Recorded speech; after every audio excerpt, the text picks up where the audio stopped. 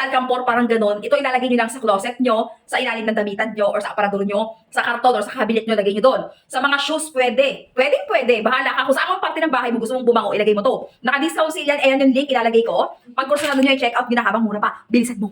1, 2, 3, 4, 5, 6, 7, 8, 9, 10, 11, 12.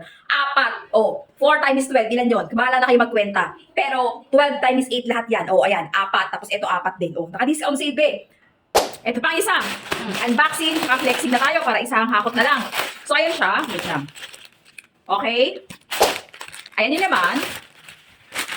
Ito kasi yung nagtitrending na instead of Alcampor. Kung pamilyar kayo sa Alcampor, ito siya. Nilalagay siya sa mga closet nyo para maging mabango.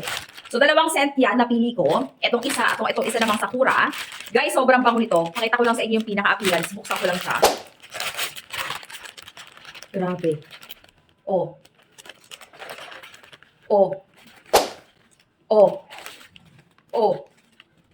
Dami. Pag isa. Bango, be. Ito yung pinaka-packaging ng isa. Ito naman yung isa. So, ayan siya. Ayan, be. Ang bango, grabe. Naaamoy ko na sobrang bango na. 1, 2, 3, 4. So, kabila din 4 din. Guys, ang dami na. Ilan sila halos?